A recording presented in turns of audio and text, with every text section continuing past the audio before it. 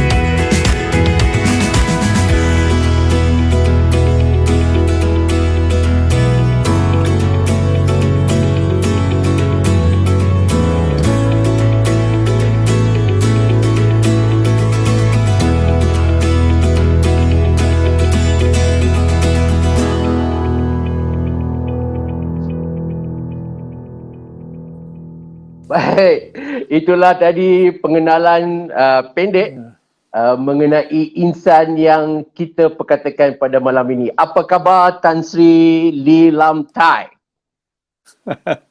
Dah lama lah tidak jumpa lah. Halo? Ya, okey. Ini terlebih dahulu saya ingin mengucapkan terima kasih lah atas kesudian Garasi TV lah menjemput saya pada malam ini untuk berbincang lah satu perkara ataupun satu tajuk lah yang saya nampak lah memang boleh meminati banyak pihak. Apa tak lagi bila baru-baru inilah ada banyak yang dilaporkan mengenai tanggungjawab, kewajipan wakil rakyat yang diberi gelaran yang berhormat, YB dan sebagainya. Jadi saya nak ambil kesempatan pada malam inilah untuk menyatakan bahawa saya tak sangguplah menyatakan saya adalah wakil rakyat yang terbaik pada zaman saya. Cuma saya nak menyatakan pada malam ini tentang apa yang dilakukan sesuatu dengan penuh kesungguhan, kegairahan dan semangat yang tinggi.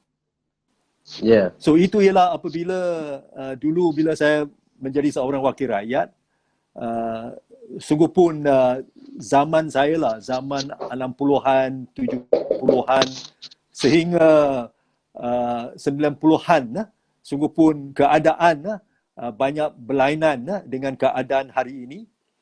Tetapi hakikatnya ialah bahawa YB ataupun yang berhormat itu memanglah ada tanggungjawab tertentu yang perlu dimainkan dengan sesungguhnya untuk memastikan bahawa hasrat rakyat, kehendak rakyat dapat disampaikan kepada Dewan Yang Mulia, iaitu Dewan Rakyat, ataupun di peringkat negeri Dewan Undangan Negeri, ataupun di mana-mana mesyuarat itu majlis, sama ada yang melibatkan pihak berkuasa tempat dan sebagainya. Paling penting ialah hasrat rakyat dapat disampaikan. Orang kata tak kenal maka tak cinta, Tan Sri. Ya. Ya, Mungkin ya. selama ni orang hanya melihat Tan Sri di dalam TV, Tan Sri memberi ucapan dan sebagainya. Orang hanya mengenal nama Lee Lam Tai. Ini kita ada perbincangan yang panjang ni, Tan Sri. Sekejap lagi kita akan bawa Tan Sri macam-macam soalan kita nak tanya. Tetapi untuk soalan pertama, baik. Tan Sri. Boleh tak Tan Sri ceritakan, kongsikan dengan kami siapakah Tan Sri Lee Lam Tai? Mungkin boleh cerita sedikit sejarah Tan Sri daripada Tan Sri lahir sehinggalah Tan Sri memasuki bidang politik. Kita nak dengar ni. Ya, saya adalah seorang insan yang dilahirkan di negeri Perak, di satu tempat yang diberikan nama Menggelambu lah, yang Menggelambu lah, yang itu tempat yang termasyhur bila kita sebutkan itu kacang Menggelambu lah. So saya dilahirkan di Menggelambu, tetapi dibesarkan di Ipoh, dan saya mendapat pendidikan saya lah, pendidikan sekolah rendah sehingga sekolah menengah di sekolah yang bernama St. Michael's Institution, Ipoh di Perak. Boleh saya menyatakan di sini bahawa saya adalah dari itu keluarga yang boleh dianggap sebagai berpendapatan itu rendah, keluarga yang miskin, dan atas itu sebab itulah bila ada cuti sekolah itu misalnya, saya masih ingatlah saya ada membantulah ibu bapa saya untuk mencari itu rezeki lah, dengan membawa buah-buahan lah. Sebab di itu rumah saya di Menggelambu ada satu, boleh dikatakan itu halaman rumah yang amat luas, dan di situlah ada tanamlah berbagai jenis pokok buah-buahan, pokok rambutan, mangosteen, ada pokok mangga, nenas dan itu sebagainya, termasuk itu tebu lah. So jadi apabila saya ada masa dalam tempoh cuti sekolah, saya membantulah ibu bapa saya untuk membawa buah-buahan itu dijual di sebuah pasar di itu Menggelambu. Tetapi saya boleh saya katakan saya berasa amat syukur ini kerana sungguh pun saya datang dari sebuah rumah keluarga yang miskin, tetapi ibu bapa yang mendidik saya, membesarkan saya, banyak mementingkan soal berkenaan dengan disiplin.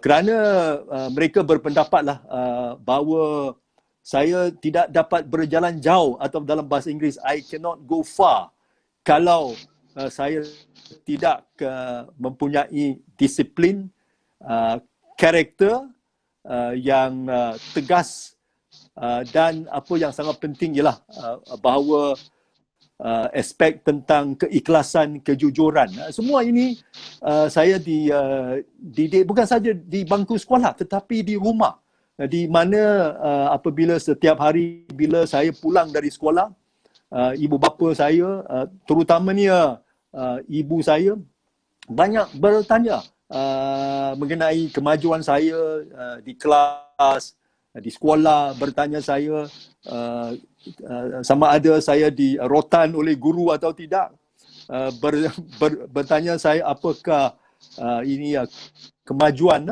di dalam pelajaran saya dan itu sebagainya. So jadilah saya boleh katakan bahawa dari latar belakang seperti itu, jadilah saya itu besarkan.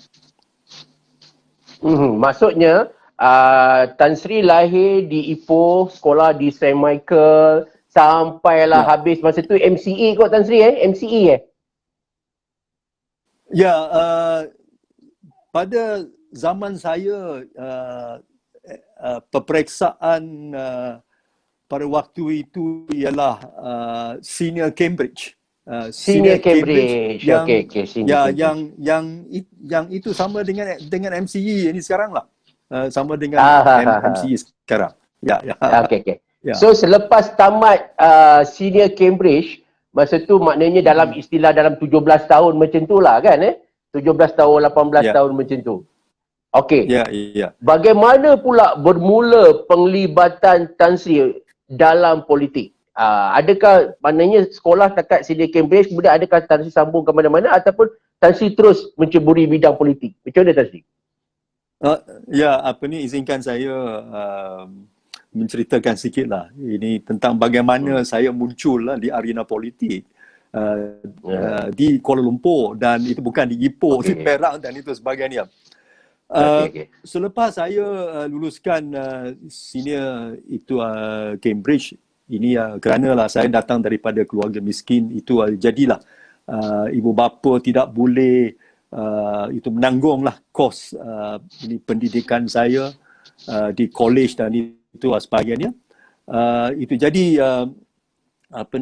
saya dan saya menjadi guru sementara lebih kurang setahun, dan itu kemudian saya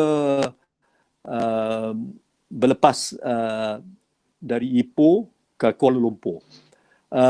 Dan apabila saya berada di Kuala Lumpur, saya bekerja di dalam sebuah kesatuan, itu sekerja yang pada waktu itu dianggap sebagai National Union of Commercial Workers, iaitu kesatuan sekerja ketiga itu besarnya lah di Malaysia. Dan di situlah saya diberikan pendedahan mengenai soal kebajikan para pekerja, hak asasi para pekerja berkaitan dengan bagaimanakah kita boleh sebagai sebuah kesatuan senantiasalah memperjuangkan hak-hak asasi untuk para pekerja.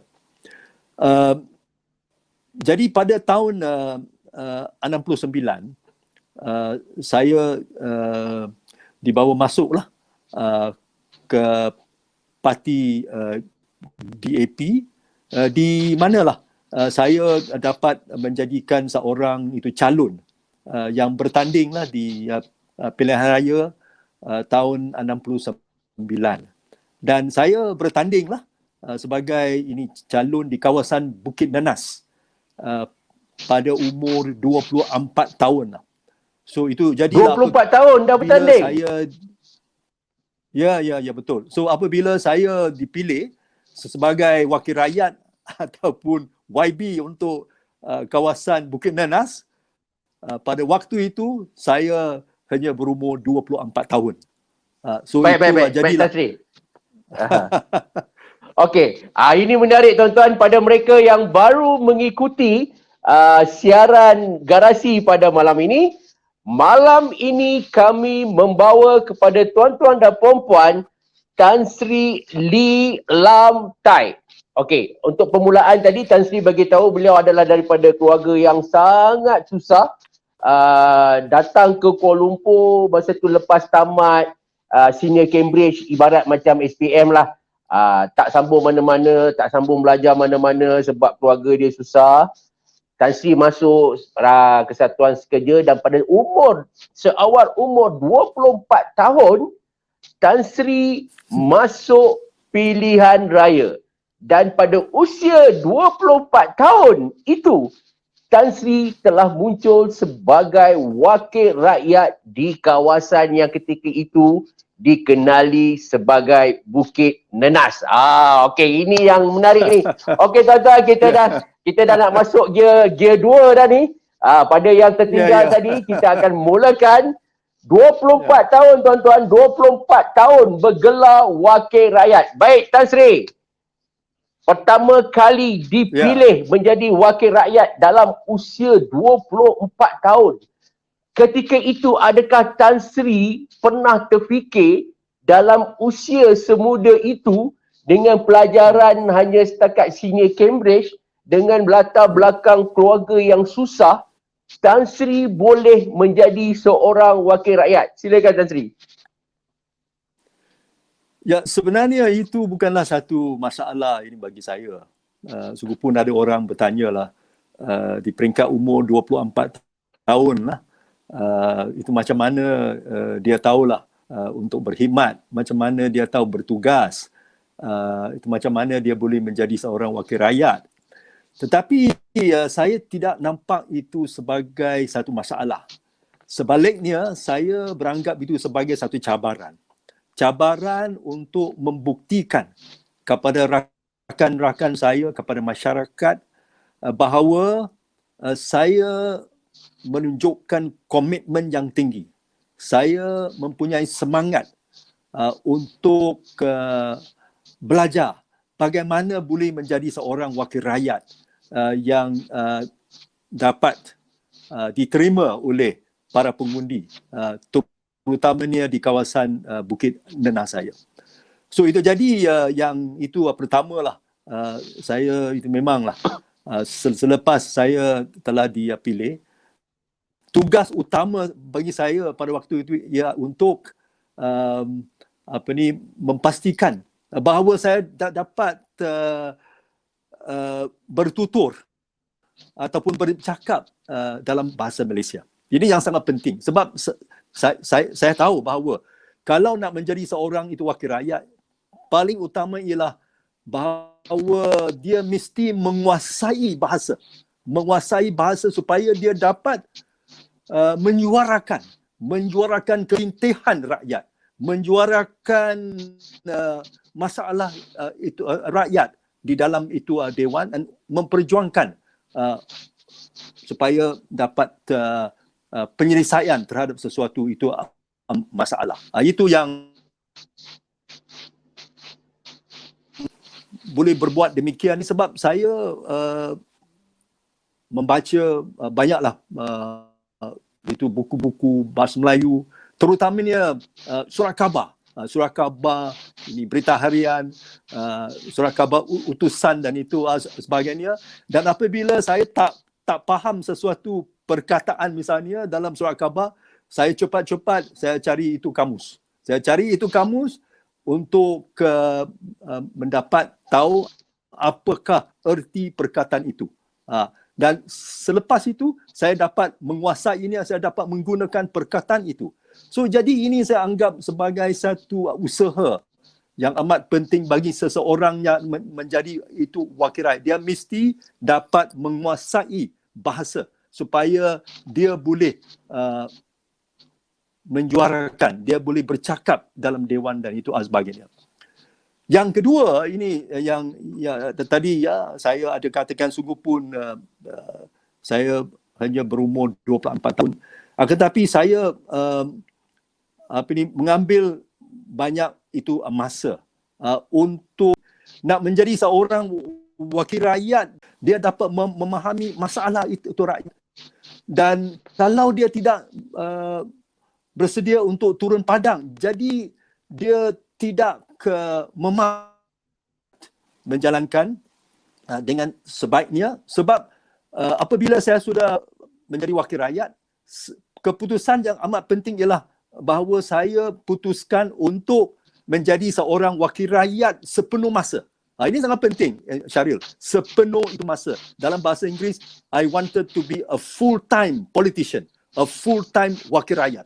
Saya nak tumpukan perkataan full-time oleh sebab saya tahu bahawa ada wakil rakyat, dia itu sendiri ada pekerjaan, dia bekerja ini sebagai accountant, dia bekerja sebagai arkitek, dia bekerja sebagai peguam, sebagai doktor dan itu sebagainya. So itu jadi kalau dia itu sendiri sudah ada pekerjaan, jadi bagaimana dia dapat meluangkan itu masa untuk bersama dengan itu rakyat, dengan para pengundinya. So itu jadi saya buat itu keputusan bahawa saya tidak nak ambil apa-apa ini pekerjaan dan saya ini putuskan untuk menjadi seorang wakil rakyat full time sepenuh masa.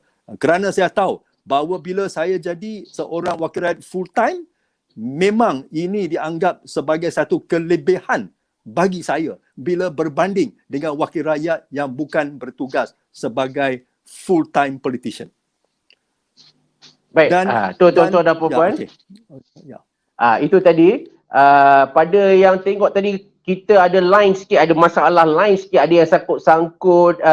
Baik, saya nak ulang sikit pada yang tertinggal. Saya nak clearkan balik. Tadi Tan Sri bagi tahu antara perkara pertama yang Tan Sri buat apabila dipilih menjadi wakil rakyat pada usia 24 tahun adalah dengan mengemaskan ataupun polish dia punya bahasa Malaysia. Itu perkara pertama yang Tan Sri buat. Sebab Tan Sri percaya untuk menjadi wakil rakyat yang baik, dia mesti menguasai bahasa Malaysia kerana ini saja yang dapat melancarkan komunikasinya dengan rakyat. Itu yang pertama. Yang kedua, Tan Sri sebut tadi, perkara kedua yang dia buat adalah dia nekat untuk menjadi ahli politik sepenuh masa. Tak macam sekarang ada wakil rakyat jadi lawyer lah, doktor lah, arkitek lah apa. Jadi Tan Sri pula ketika itu ambil keputusan apabila terpilih saja menjadi wakil rakyat pada usia 24 tahun, beliau memilih untuk menjadi wakil rakyat sepenuh masa. Okey, pada yang baru masuk, terima kasih, kita sudah ada lebih 800-900 orang di talian, jumlahnya makin bertambah. Jaga-jaga komen tuan-tuan, jangan menimbulkan komen-komen yang tidak bagus kerana ini adalah satu majlis ilmu di mana marilah kita berkongsi suara orang lama, orang veteran politik yang telah melalui sepak terjang dalam dunia politik. Orang lama yang telah menghambakan dirinya pada rakyat lebih 20 tahun dengan tidak membezakan sama ada pengundinya itu Melayu ke, India ke, Cina ke, apa ke, semua beliau menurutinya dengan begitu baik sehingga dikenang pada masa sekarang. Baik, Tan Sri, ini ada satu soalan. Yang ini satu saya nak itu tambah lah. Izinkan saya tambah sikit. Tajuk pada malam ini ialah YB. So YB apa ertinya? YB bagi banyak pihak ialah yang berhormat. Memang iaitu yang berhormat. Memandangkan bahawa negara Malaysia sebagai salah satu anggota dalam Commonwealth kita ikut sistem Westminster ataupun dari Britain, United Kingdom, di mana di situ bagi ahli-ahli parlimen mereka biasanya digelarkan sebagai the honourable so and so. So the honourable, jadi bila kita ikut sistem Westminster, kita punlah menterjemahkan ini kepada yang berhormat, honourable. Tetapi bagi saya apabila seorang sudah jadi YB, sebenarnya dia harus merealisasikan satu perkara yang amat itu penting. Dan itu ialah bahawa dia dalam pemikiran dia, dalam minda dia, dalam hati dia, dalam semangat dia, dia mesti menterjemahkan YB yang berhormat itu kepada yang berkhidmat. YB juga artinya yang berkhidmat. Oleh kerana apa? Oleh kerana dia mesti mementingkan khidmat yang dia dapat berikan kepada rakyat dan negara. So jadi itu ialah yang patut wujud di dalam pemikiran dia, dan jangan itu anggap dia sebagai yang berhormat, dia honourable sesaja, tetapi dia lupakan sungguh pun dia dianggap sebagai yang berhormat tetapi dia tidak dapat berkhidmat dengan cara yang berkesan, dengan cara yang memuaskan, di mana rakyat boleh merasa bahawa ini ialah seorang wakil rakyat yang kita tidak silap memilih di pilihan raya, dan itu ialah seorang yang betul-betul lah dapat menjadi jurucakap ini kita di dalam dewan dan itu sebagainya. Okey, Syaril. Baik, Tan Sri. Ini ada satu perkara menarik yang mungkin generasi sekarang dia tak tahu, Tan Sri.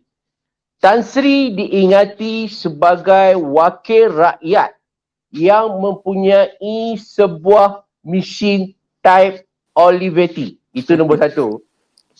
Yang kedua, Tan Sri diingati sebagai wakil rakyat yang ada segala jenis surat, segala jenis borang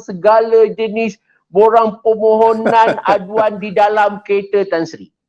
Walaupun saya ketika itu tak berada di zaman itu, tapi orang tua semua beritahu nak berurusan dengan Tan Sri mudah kerana Tan Sri akan menyelesaikan masalah mereka ketika itu dan pada waktu itu juga.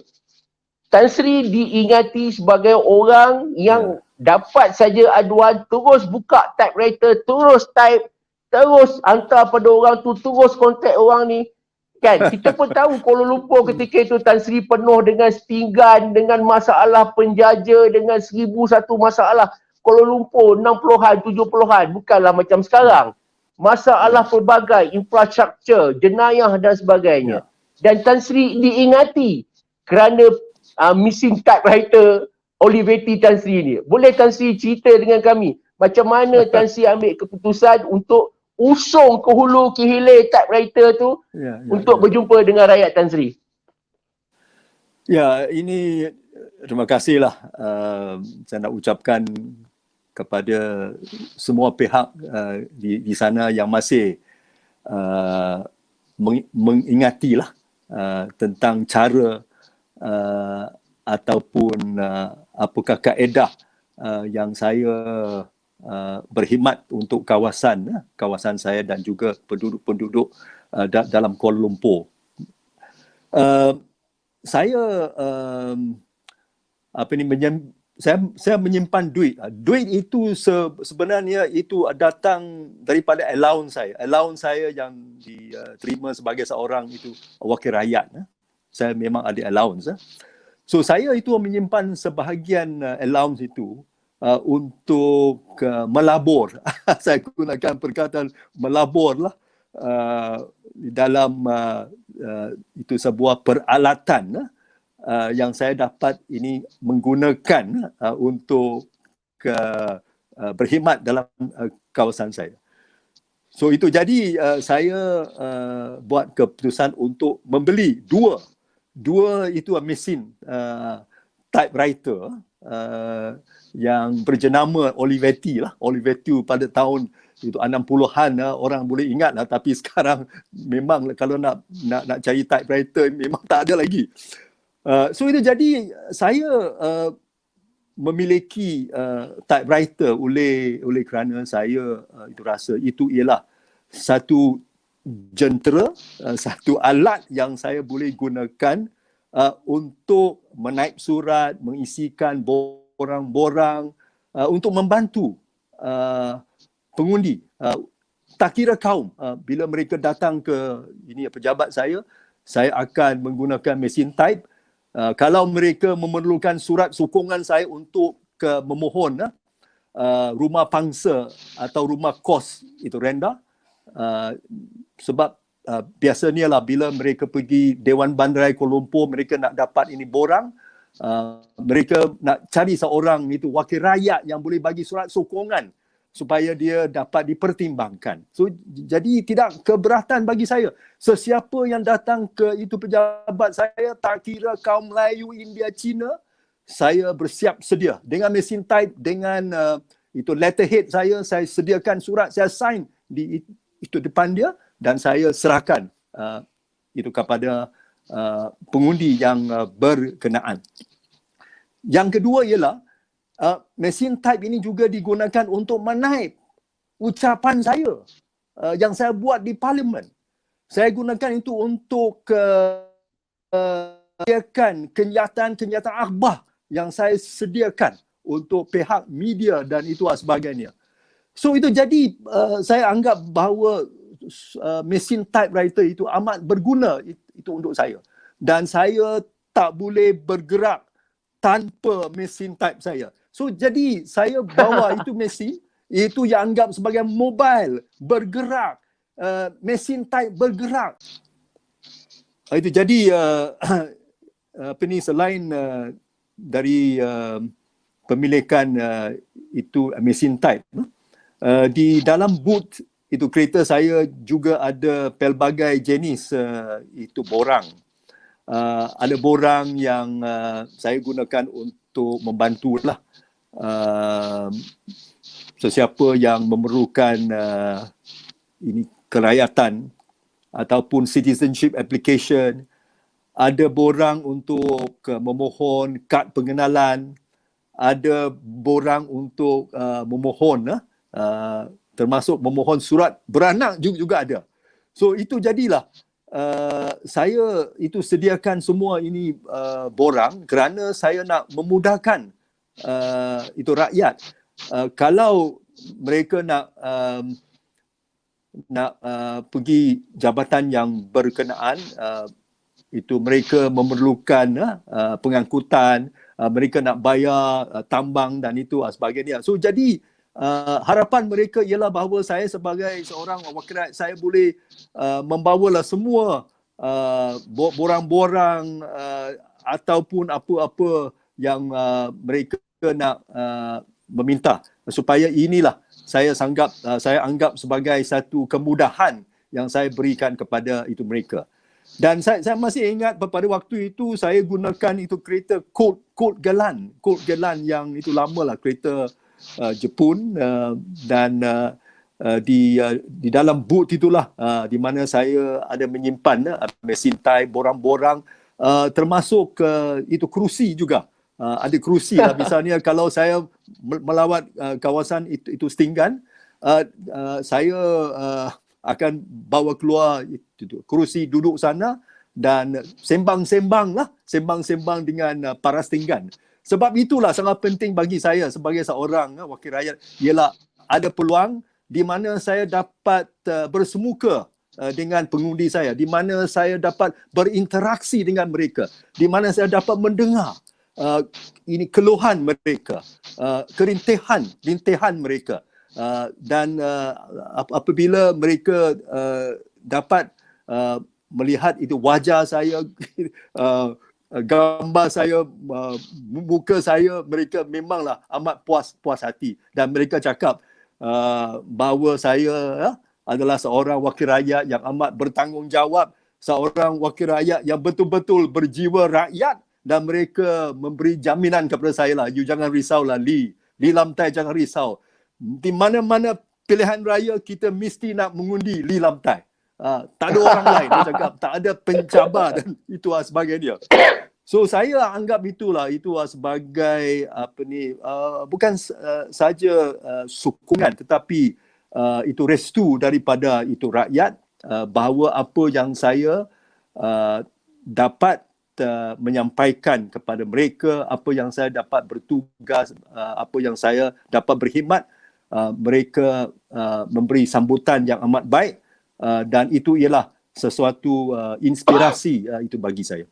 Itulah tadi Tan Sri sangat luar biasa. Tan Sri dengan kereta lama Tan Sri, letak kursi dalam kereta tu, bawa typewriter, jumpa dengan penduduk Stinggan. Ini satu khidmat yang luar biasa Tan Sri.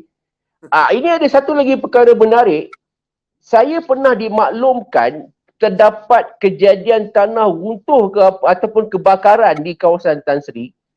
Tetapi pengundi mengambil keputusan untuk call Tan Sri dulu, bukan call bomba dulu. Call Tan Sri dulu.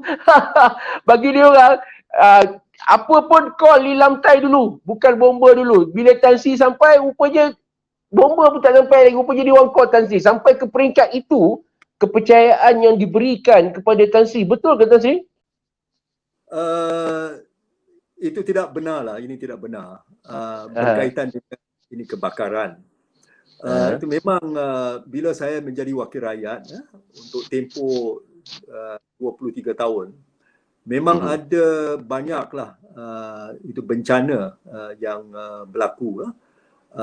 Kemalangan, bencana itu seperti kebakaran, terutamanya di kawasan-kawasan Stinggan di Kuala Lumpur.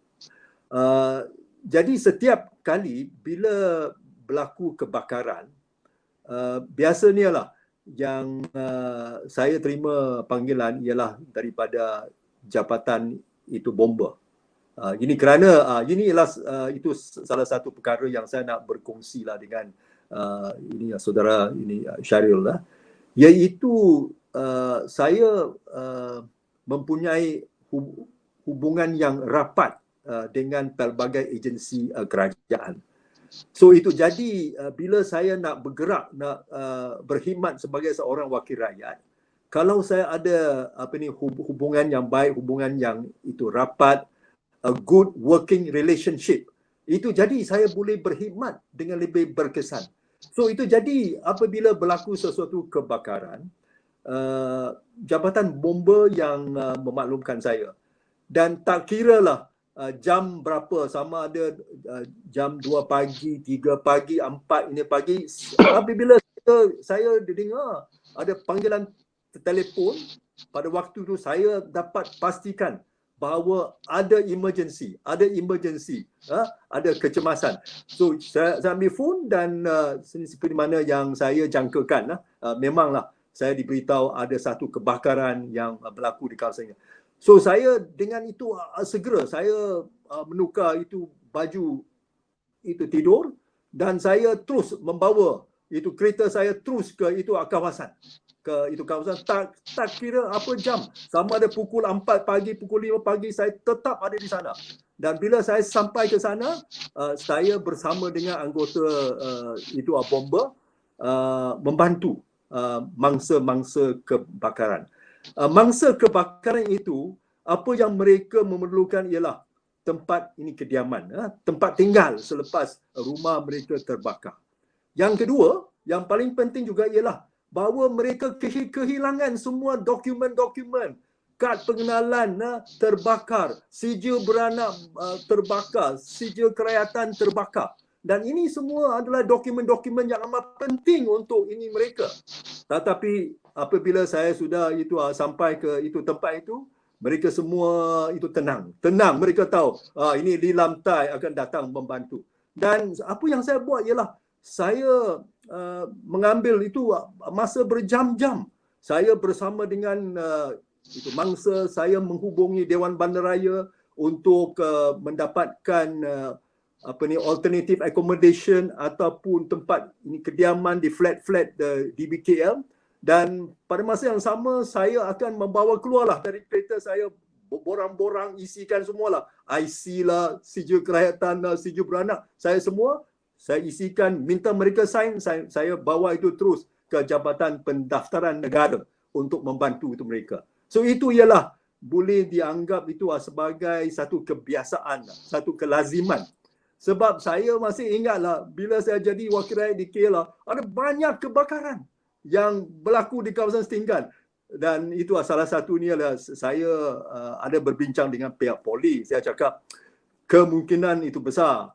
Kemungkinan besar cakap sebab tuan tanah kawasan Setinggan itu menghadapi kesulitan untuk mengeluarkan itu mereka. Jadi salah satunya ialah untuk mungkinlah mencari ini seseorang itu untuk melakukan kebakaran dan itu sebagainya. Tetapi ini nak cari bukti sangat susah lah, cari bukti. Tetapi walaupun saya tetap ada di sana, sama ada kebakaran ataupun kawasan itu banjir. Sebab saya tahu di KL kalau dalam itu musim panas ada kebakaran. Kalau musim hujan ada banjir. Dan saya masih ingatlah ada itu sekali saya ada melawat satu kawasan itu banjir berhampiran satu sungai, dan dalam kegairahan saya untuk menyelamatkan ini seseorang, saya hampir mati lemas saya hampir mati lemas oleh sebab saya tak tahu itu berenang. Tetapi apa yang saya dapat membuktikan ialah bahawa saya betul-betul ikhlas, jujur, saya committed, saya mau membantu orang. Tak kira, tak ambil kira keselamatan diri sendiri. Luar biasa Tan Sri, luar biasa. Itu naratif lah, naratif saya nak berkongsi lah. Ini Tan Sri, saya nak ambil satu soalan penonton kita ni. Okey, dia kata Tan Sri menjadi wakil rakyat pada tahun 69. Ketika itu suasana di Kuala Lumpur agak tegang dengan isu-isu perkauman. Ya. Orang Melayu marah dengan orang Cina, orang Cina marah dengan orang Melayu. Jadi Tan Sri pula mewakili parti DAP yang ramai orang Melayu, macam apa ada sedikit apa dia ada agak sedikit skeptikal dengan parti tersebut. Macam mana Tan Sri sebagai wakil rakyat ketika itu berusaha untuk menyatu padukan pengundi-pengundi Tan Sri ni? Ya, ada yang marah dengan orang Cina marah dengan orang Melayu. Dah tentu tahun 69 70-an tu memang tegang lah. Selain daripada masalah infrastruktur, kebakaran, banjir dan sebagainya, salah satu masalah utama adalah racism yang kuat ketika itu. Macam mana Tan Sri mengambil pendekatan untuk menyatu padukan pengundi Tan Sri ketika itu? Saya masih ingat bahawa selepas 2-3 hari itu selepas ini pilihan raya tahun 69, memanglah ada mencetuskan satu ini kejadian yang dianggap sebagai titik hitam dalam negara Malaysia, iaitu ini tragedi Mei ini 13. Dan saya masih ingat bahawa pada waktu itu saya memang tidak dapat menjalankan tugas saya sebagai seorang wakil rakyat ini kerana pada waktu itu pihak kerajaan telah isytiharkan itu darurat, emergency. Dan pada waktu itu saya masih ingat bila berlaku ini kejadian Mei 13, Parlimen pun itu telah gantung, suspended, dan semua Dewan Undangan Negeri pun gantung, tidak boleh adakan mesyuarat dan itu sebagainya. Dan oleh sebab pada masa itu ialah masa darurat itu jadilah saya pun tidak boleh keluar itu dari itu rumah lah untuk melawat kawasan saya. So saya hanya dapatlah menghubungi pihak polis misalnya, bertanya pihak polis tentang apakah kedudukan dan memintalah sama ada saya dapat diberikan kebenaran untuk melawat kawasan saya supaya saya dapat berdamping diri dengan para pengundi saya, tetapi pihak polis pun tidak membenarkan. Dan saya memanglah saya mematuhi, saya patuh kepada semua arahan-arahan yang diberikan oleh pihak berkuasa kerana saya tahu bahawa waktu itu ialah waktu darurat dan saya tak boleh buat apa-apa. So saya cuma ini tabah dan itu sabar. Saya kesabaran, saya bersabar sehingga diberikan kelonggaran di mana saya dapat melawat itu kawasan saya.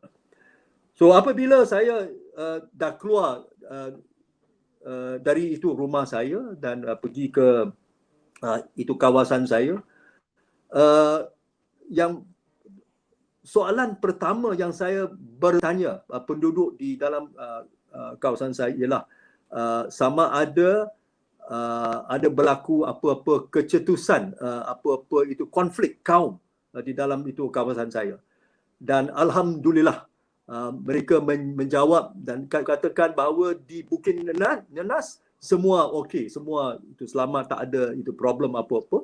Dan saya melawat itu rumah itu pangsa, sebab di rumah pangsa memang ada ini ya pengundi lah, itu Melayu, ada pengundi Melayu dan saya sempat untuk melawat. Dan apabila saya bersemukalah dengan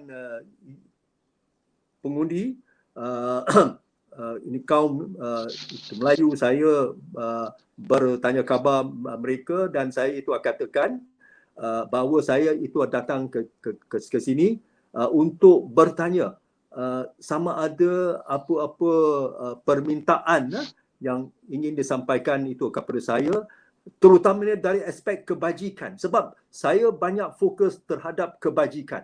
Saya itu rasa bahawa kalau saya gunakan kebajikan ini, saya boleh mententeramkan semua itu pihak. Sekiranya lah ada ini konflik antara itu mereka. Ini kerana kita tahu bahawa kebajikan ialah sesuatu ini perkara yang memang disokong oleh itu semua kaum.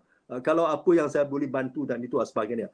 So itu jadilah sungguh pun ada berlaku ini kejadian Mei 13, tetapi memandangkan bahawa kawasan saya lah tidak banyak itu terlibat dalam itu konflik itu, dan memandangkan bahawa saya menunjukkan keprihatinan saya untuk bersama dengan semua kaum itu Cina, kaum, sebab the majority majority pengundi dalam kawasan saya ialah kaum itu Cina, tetapi juga ada kaum Melayu, ada kaum India. Dan saya itu memang saya bila saya berjumpa dengan itu mereka, saya memang tak sukalah timbulkan soal kaum lah, sebab saya rasalah sesama ada mereka ada kaum Cina, Melayu atau India, mereka semua adalah kaum Malaysia, rakyat itu Malaysia. So saya memang saya mengelakkan soal tentang perkauman, dan sebaliknya saya fokuskan terhadap kebajikan. Dan itu memang apabila saya bertanya penduduk di kawasan rumah pangsa lah, ada banyak flat-flat, salah satu masalah yang mereka memberitahu saya ialah bahawa di flat itu ada masalah tentang kerosakan lift. Sebab lift itu berkali-kali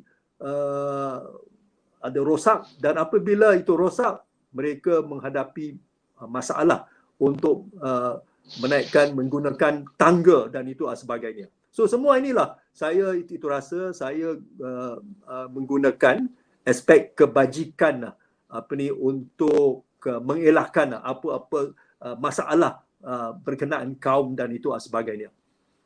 Baik, tuan-tuan dan puan-puan, Tan Sri mencatatkan sejarah apabila suatu hari ada sebuah akhbar berbahasa Inggeris dalam muka depan. Kalau Sony boleh tunjuk, Sony, gambar dua orang penduduk iaitu daripada kaum India, seorang memeluk kaki Tan Sri. Kalau tengok pada poster yang kita tunjukkan tu, Sony kalau boleh tunjuk balik, gambar ada seorang, kalau tuan-tuan tengok, seorang lelaki memeluk kaki Tan Sri. Nampak macam suasana yang cukup menyedihkan dan mengharukan. Nampak benar bahawa mereka sangat berterima kasih kepada Tan Sri. Boleh Tan Sri kongsi sedikit momen tersebut? Apa sebenarnya yang berlaku Tan Sri? Ya, itu ialah satu ini kejadian yang berlaku di rumah pangsa Jalan Sanping. Jalan Sanping lah, Jalan Sanping ialah satu tempat lah di dalam kawasan Bukit Bintang. Ini kejadian ini ialah berkenaan dengan ini anak itu perempuan, ini keluarga ini India yang berumur itu lebih kurang 8 ini tahun. Mereka ini tinggal di tingkat 8, di tingkat 8 rumah pangsa, dan pada hari itulah apabila anak perempuan itu keluar itu dari itu bilik dan bermain di itu koridor, rumah pangsa itu, Itu memang kita tahu lah bahawa di koridor memang ada itu pagar lah, ada pagar.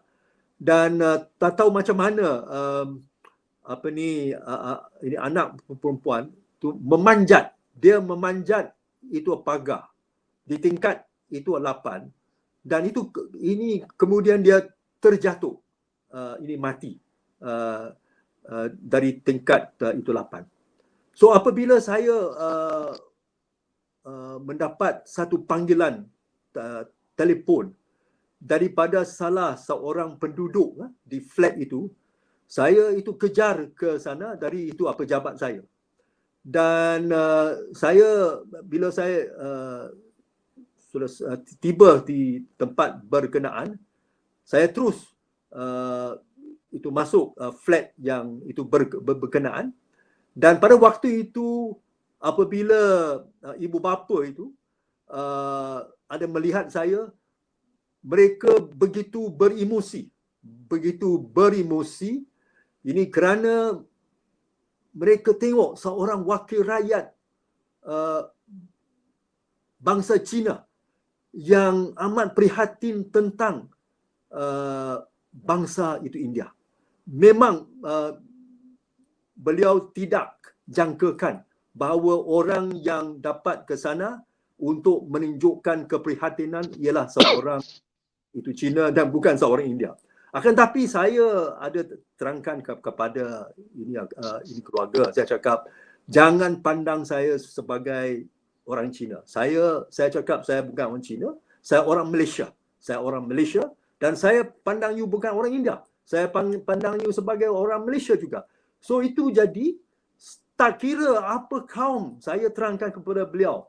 Bila ada berlaku apa-apa kejadian, ada kemalangan, adalah tanggungjawab di lantai untuk bersana. Tak kira apa. So bila saya itu katakan ini, dia banyak beremosi dan dia itu menangis. Ini titik air ini keluar dan keluar di atas itu seluar saya. Dan saya memberikan simpati kepada beliau dan saya juga ada membantulah itu keluarga dengan menyumbangkan itu sedikit wang, dan itu kemudian saya bawa ke perhatian ini DBKL Bandaraya Kuala Lumpur bahawa semua pagar itu mestilah dilihat itu semula dari aspek keselamatan. Itu bagaimana kejadian ini berlaku. Bandaraya bertanggungjawab untuk memastikan bahawa kejadian seperti ini tidak akan berulang. Saya tegas dengan itu Datuk Bandar. Dan itu akhirnya pihak itu di BKL ada melakukan ini sesuatu untuk memperbaikinya. Itulah berkenaan dengan itu kejadian yang berlaku. Dan saya juga diberitahulah, ini Syaril lah saya nak berkongsi ni, jurugambar Melemail itu, Melemail yang tangkap itu gambar itu, dia dapat terlibat dalam satu pertandingan itu foto dan dia dapat dia itu dapat itu hadiah kedua, the second best prize for that photo. So dia amat itu bangga. So selepas dia telah memenangi pertandingan, dia telefon saya, dia cakap terima kasih di lantai. Bila saya tangkap itu gambar, saya tak sangka saya masuk dalam satu pertandingan. Akhirnya saya dapat second prize. Ayo, dia gembira. Akan tapilah itu ialah yang saya nak menceritakan itu kejadian itu. Ya. Baik, tuan-tuan dan puan-puan, selama 23 tahun menjadi wakil rakyat di atas servis yang cukup cemerlang, tuan-tuan dan puan-puan, setiap kali pilihan raya, Tan Sri Lee Lam Tai menang besar di kawasannya sehingga majoriti beribu-ribu. Tan Sri, ini bukan satu benda yang mudah untuk kekal menang tanpa kalah. Jadi adakah setiap kali, saya difahamkan setiap kali pilihan raya, majoriti Tan Sri bertambah beribu. Tapi Tan Sri tak pernah pun jadi orang kata apa, pegang jawatan besar-besar ketika itu. Tak pernah pun dilantik GLC ketika itu. Tak pernah pun. Adakah Tan Sri memang menolaknya atau macam mana Tan Sri? Bukan, apa ni, Encik Syashari mesti faham. Saya datang Ya. daripada parti pembangkang. So, jadi parti pembangkang itu macam mana boleh dapat GLC dan sebagainya. Tetapi lah saya, saya berbalik ini kepada hal yang lebih itu serius. Apa ni, saya beranggapan bahawa apa yang saya lakukan selama 23 tahun bila saya menyandang jawatan sebagai seorang wakil rakyat ialah untuk menunaikan tanggungjawab dan amanah yang telah diberikan kepada saya oleh rakyat. Ini sangat itu penting. Dan dalam apa jua yang saya buat, saya selalu dipandu oleh prinsip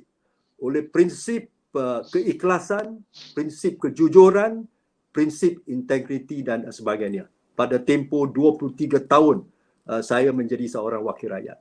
Dan boleh saya itu katakan itu memang benarlah bahawa setiap kali bila saya bertanding pilihan raya DEMI ini pilihan raya, majoriti saya meningkat dan saya masih ingat pada tahun 86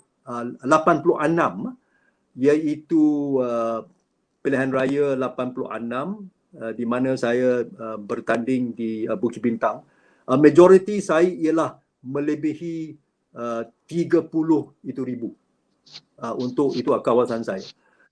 Dan ada orang bertanya saya, dia cakap itu macam mana you boleh dapat begitu banyak undi.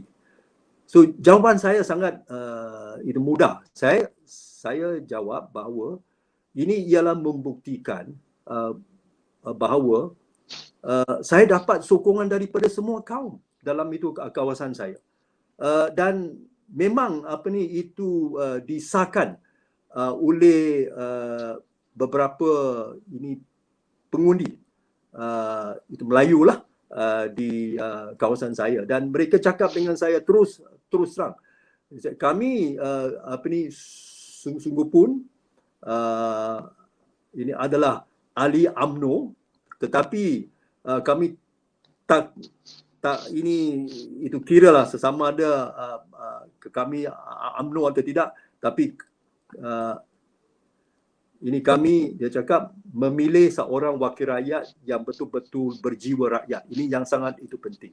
Dan atas Tan Sri, ya, saya nak kongsi sedikit pengalaman.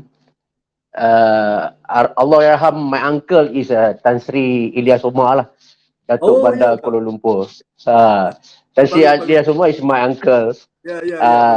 Semasa hidup dia, saya pernah berbual dengan Tan Sri, dengan my uncle tentang Tan Sri. Sebab ketika dia jadi wakil Datuk Bandar Kuala Lumpur, Tan Sri banyak adalah wakil rakyat di Bukit Bintang.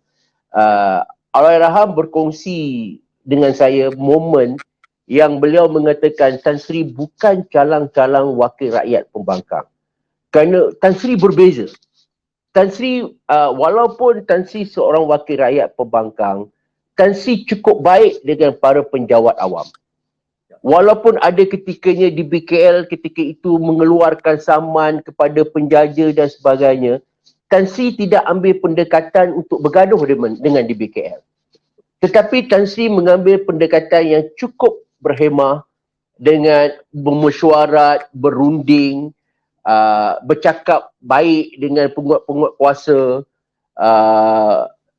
Ini berbeza kerana ada wakil rakyat yang mengambil pendekatan untuk konfront, untuk bergaduh. Tetapi Tan Sri, walaupun wakil rakyat pembangkang, Tan Sri melayan anggota-anggota di BKL, penguat kuasa dengan begitu berhemah sekali. Ini menyebabkan, Allahyarham bagi tahu saya, walaupun Tan Sri seorang wakil rakyat pembangkang ketika itu, yang of course bising jugalah pasal pagit tersumbat lah, tak ada setinggan masalahnya, tapi dia sangat selesa dengan Tan Sri. Boleh ulang sikit Tan Sri? Ya, memang ini ialah sesuatu yang itu benar lah. Bila Tan Sri Ilyas Omar menjadi Datuk Bandar, bila dia dilantik, saya berusaha untuk membuat appointment lah, berjumpa dengan itu Tan Sri. So saya katakan kepada ini setiausaha ini peribadi beliau bahawa saya nak appointment berjumpa dengan itu Tan Sri. Setiausaha dia bertanya saya apa hal. Saya cakap tak ada apa hal. Saya nak buat kunjung hormat ini kepada Datuk Bandar. So dia cakap okey, so dia aturkan satu appointment lah bagi saya berjumpa dengan Tan Sri Elias Omar, dan saya pada hari yang telah ditentukan saya ada di pejabat Elias Omar, dan saya bersalam dengan itu beliau, saya ucap tahniah dan syabas kepada beliau kerana dilantik sebagai Datuk Bandar, satu jawatan yang amat mencabar di Kuala Lumpur. Dan saya duduk berbincang dengan beliau lebih kurang 15 minit saja, 15 minit. Dan dalam tempoh itu, dalam waktu 15 minit itu, saya dapat memahami tentang apakah pendirian Datuk Bandar mengenai urusan-urusan yang beliau nak menjalankan. Dan saya sebelum saya berundur dari pejabat beliau, saya memberi satu jaminan kepada beliau bahawa sungguh pun saya adalah wakil pembangkang. Tetapi apabila kita nak cakap mengenai kebajikan rakyat, kita nak berbincang mengenai hal itu rakyat, saya tidak akan bermain itu politik. Sebaliknya, saya akan memberikan kerjasama penuh kepada itu beliau. Dan itu saya dapat tunaikan apabila dalam itu tempoh beliau menjadi itu Datuk Bandar, dia dapat itu melihat itu bagaimana itu telatah saya, bagaimana sikap saya, bagaimana pendirian saya terhadap isu-isu yang diuruskan oleh DBKL. So itu ialah sesuatu yang saya nak berkongsi lah dengan tuan-tuan dan puan-puan ini pada itu malam ini.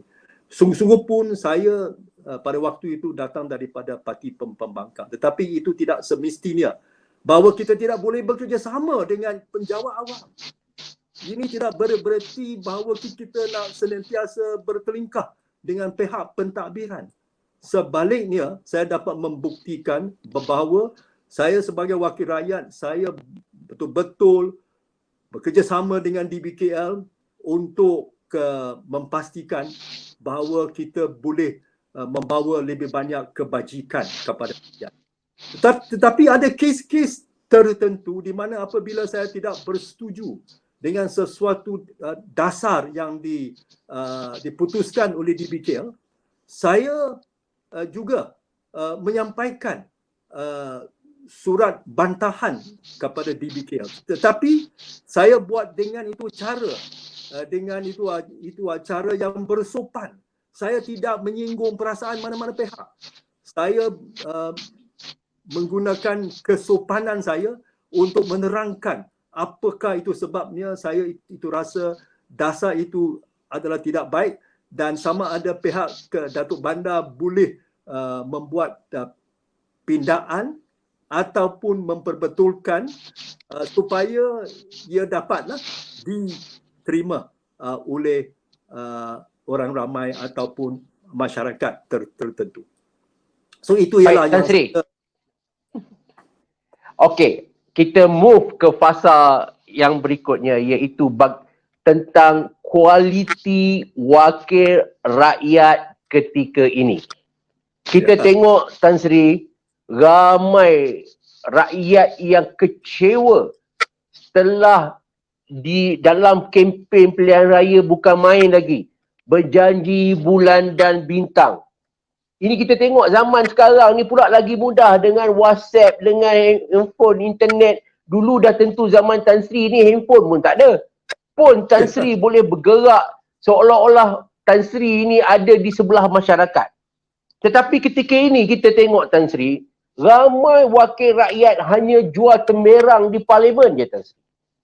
Di parlimen bukan main lagi, berdegar-degar, bukan main lagi maki hamun, bukan main lagi bangun seolah-olah perkataan rakyat ni bermain di lidah mereka. Setiap kali bila berdebat di parlimen, kami mewakili rakyat, suara rakyat, demi rakyat. Hakikatnya di luar parlimen Tan Sri, bila balik ke kawasan, pengundi tak pernah tengok muka mereka. Kalau tengok pun hanya mungkin masa hari raya, masa open house. Dalam 365 hari itu, nak jumpa bukan main payah. Paling kuat dapat jumpa pun wakil. Ketua ni, wakil bukannya YB. Nak jumpa YB ni bukan main susah. Wahal bukan jadi menteri pun. Kan So benda begitu sangat mengecewakan rakyat. Apatah lagi ketika musim pandemik ini Tan Sri, di mana rakyat tertekan dengan pelbagai masalah, masalah ekonomi, masalah kesihatan. Tetapi apa yang wakil rakyat buat?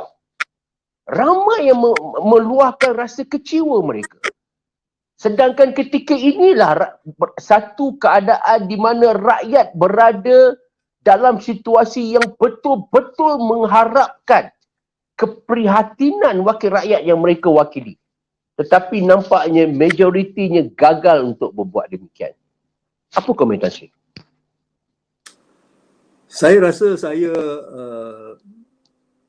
tidak berkemampuan untuk menjawab soalan ini. Atas itu sebab saya ini sekarang tidak lagi menjadi itu wakil rakyat. Saya sudah itu berundur lah, sudah ini bersara dari bidang politik.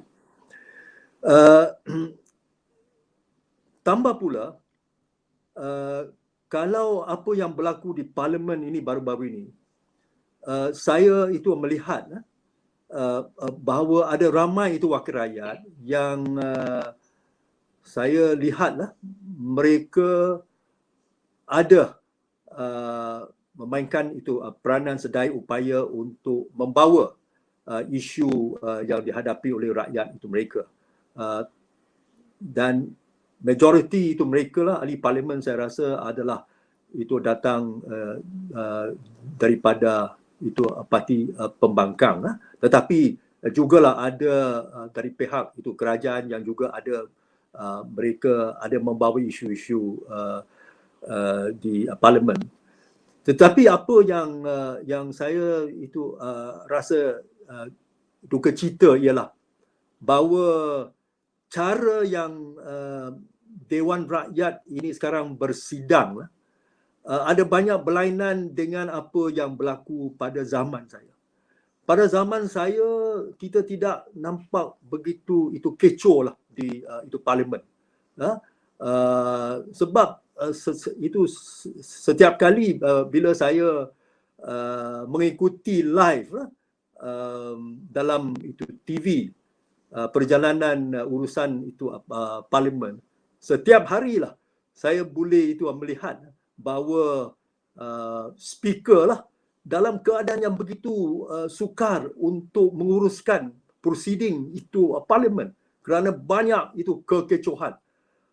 Dan saya itu rasa itu mungkinlah ada jugalah wakil rakyat yang mengambil kesempatan untuk berpolitik dan itu sebagainya lah. Akan tapi saya itu rasa dalam apa jua yang seorang wakil rakyat nak sampaikan ke Dewan, sama ada mereka nak menentang ataupun itu menyokong, mereka boleh melakukan dengan cara yang bersopan supaya tidak ada kekecohan, tidak ada mana-mana orang yang menjerit. Sebab saya tengok, dia dengar banyak itu jeritan dalam itu parlimen.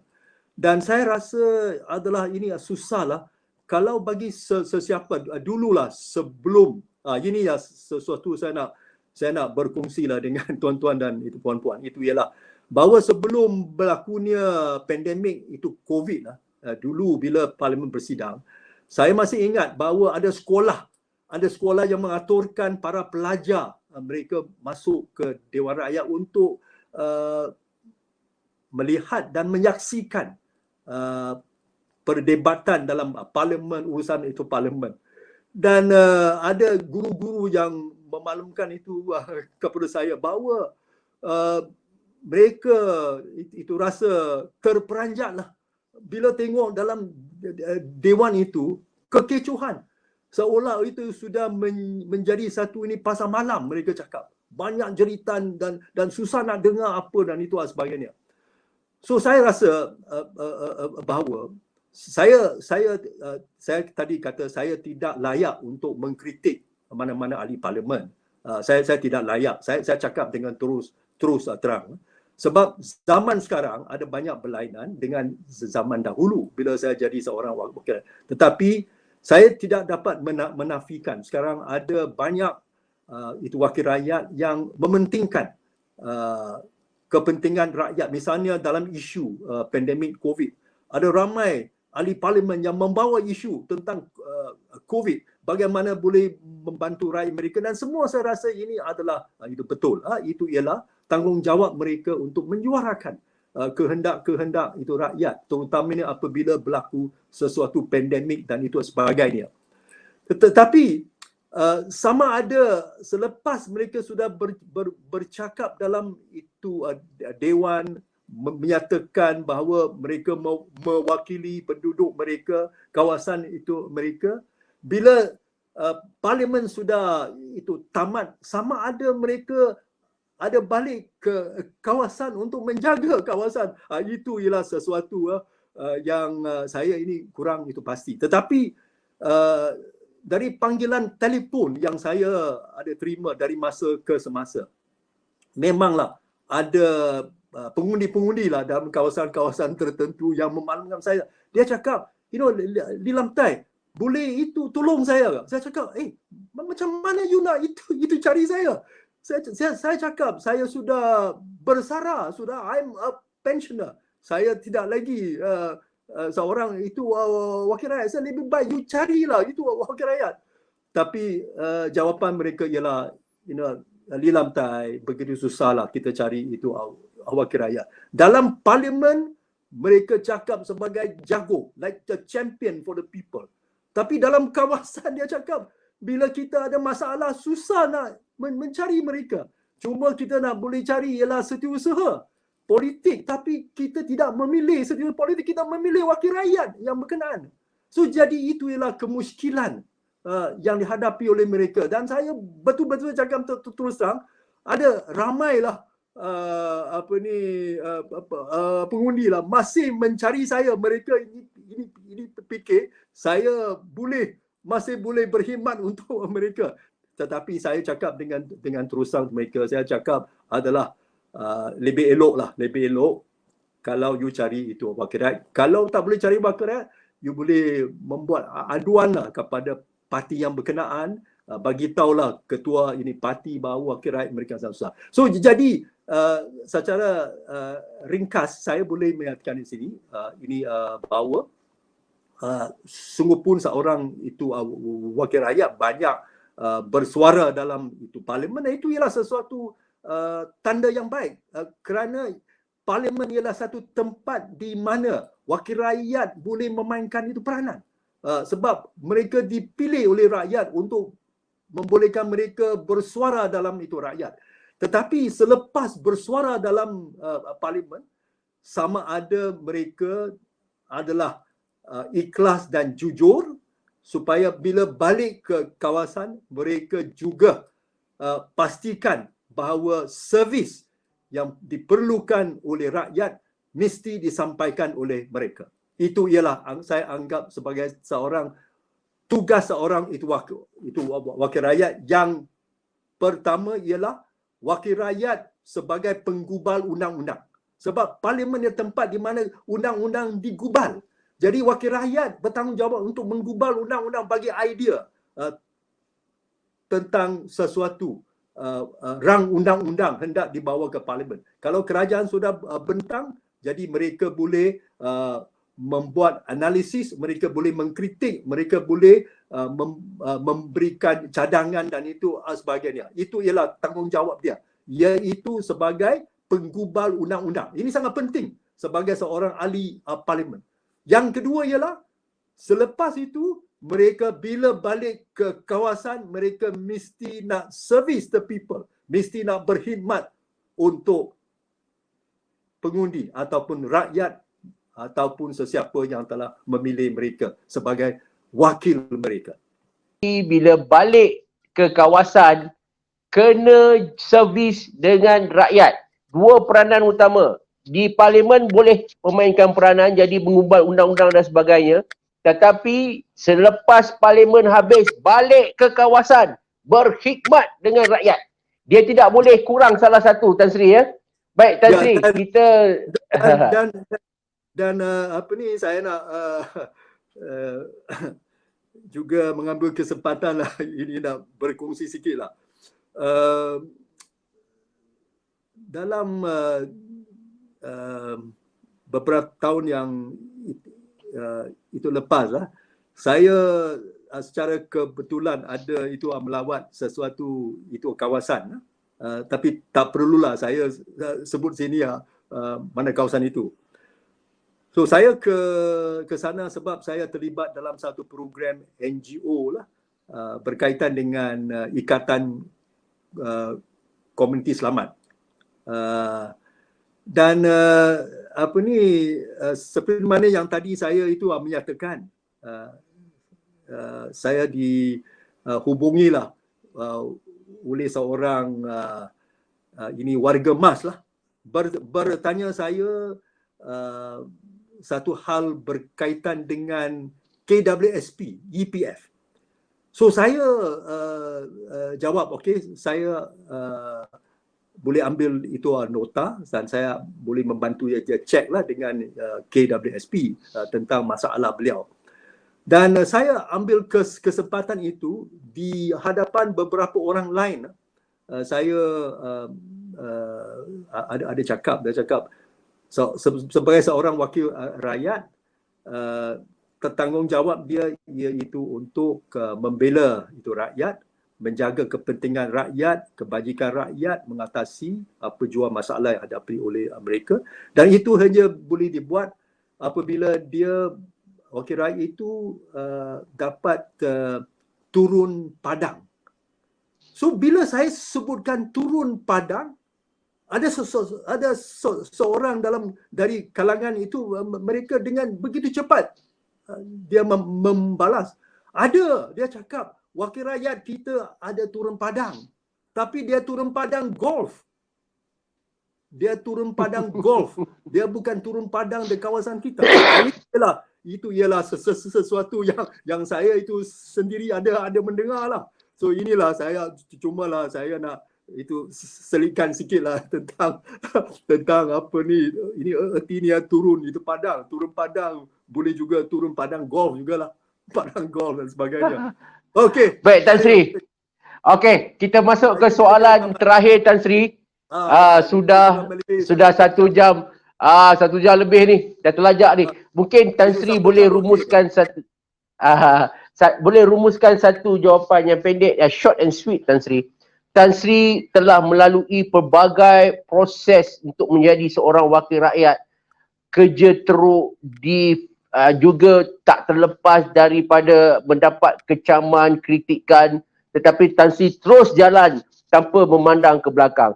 Selama dalam proses menjadi ahli politik ini, kita juga melihat pelbagai warna dalam kehidupan parti politik ataupun dalam pengalaman Tan Sri berpolitik. Ada kalanya kita pernah lihat bagaimana Tan Sri menitiskan air mata di depan rakyat Malaysia. Maknanya macam-macam proses yang Tan Sri lalui.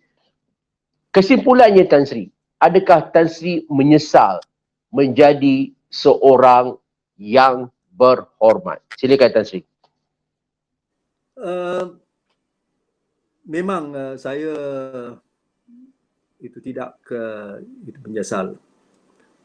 Ini kerana itu ialah satu pilihan saya selepas saya telah meninggalkan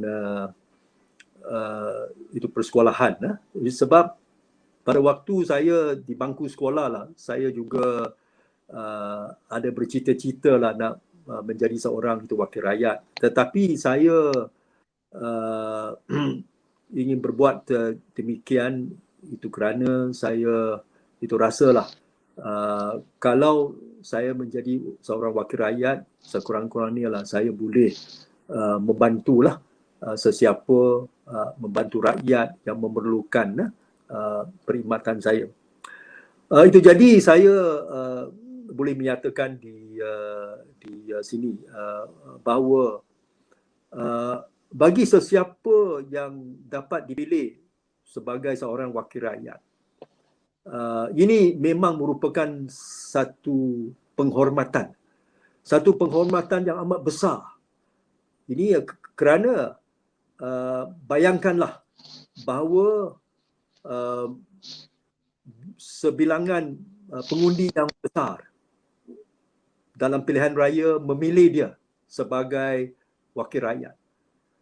Dan apabila mereka sudah diberikan gelaran yang berhormat itu, jadi adalah sangat itu pentinglah bahawa mereka mesti memberi isi kepada gelaran yang berhormat itu. Maksud saya ialah bahawa bila sudah jadi seorang yang berhormat, dia senantiasa nak membuktikan bahawa dalam tingkah laku itu beliau, dalam apa jua yang dilakukan oleh beliau, dia mesti boleh dihormati oleh rakyat. Ini sangat penting. Mesti dihormati oleh rakyat. Kalau tidak dihormati oleh itu rakyat, saya rasa tidak ada ertinya lah untuk menjadi seorang yang berhormat. So, jadi dalam hal ini, saya cumalah nak meringkaskan dengan tekan di sini bahawa bagi semualah yang ingin menjadi itu wakil rakyat pada masa akan itu datang, sebab memanglah kita sekarang ada banyak bercakap itu mengenai pilihan raya besar ke-15 selepas tamatnya pandemik itu COVID. Dan bagi sesiapa yang ada berhasrat untuk menjadi wakil rakyat, saya cuma nak menasihati itu mereka bahawa mereka nak berfikir secara mendalam. Mereka mesti berfikir secara mendalam sebelum menunjukkan kesediaan untuk isikan borang untuk menjadi seorang calon dalam itu pilihan raya. Kerana tidak dapat dinafikan, terutamanya pada masa sekarang, kita tahu bahawa seluruh dunia menghadapi banyak cabaran. Negara Malaysia juga menghadapi banyak cabaran. Kita ada masalah ekonomi, kita ada masalah kesihatan, kita ada itu masalah keyakinan rakyat dan itu sebagainya. So itu jadilah kalau bagi sesiapa yang menjadi seorang wakil rakyat, dia itu mesti bersiap itu sedia untuk bersedia membuat pelbagai pengorbanan, mengorbankan itu masa, mengorbankan tenaga. Yang paling penting ialah bersedia untuk menjadi seorang wakil rakyat sepenuh itu masa. Kerana pada akhirnya saya rasalah untuk membawa keadilan kepada rakyat, kita memerlukan wakil rakyat yang dapat berkhidmat sepenuh masa dan bukan setengah itu masa, kerana pada akhirnya rakyat nak tahulah sejauh mana amanah yang telah diberikan kepada wakil rakyat itu dapat dijadikan satu realiti, dapat ditunaikan supaya rakyat akan menerima kebaikan, faedah dan sebagainya. So itu ialah yang saya nak sampaikan itu ya pada malam ini. Dan itu sekali lagi lah saya nak ini ucapan ini terima kasih lah ini kepada apa ni, itu TV. TV, itu nama Garasi. Garasi TV lah. Ini kali pertama lah muncul di Garasi TV. Ini jadi terima kasih. Saya minta maaf lah kepada semua para ini penonton ini kerana oleh sebab ada masalah teknikal lah, kerana kita No problem. dapat muka dan itu sebagainya. Saya haraplah bahawa apa yang saya sudah sampaikan pada malam ini dapat direnung, itu dapat diberikan ini fikiran, dan saya itu sekali lagi lah saya nak meminta maaf lah kepada sesiapa kalau dalam memberikan komen saya telah menyinggung perasaan sesiapa. Saya minta maaf. Tetapi tadi saya cakap saya menyampaikan pandangan secara ikhlas dan jujur.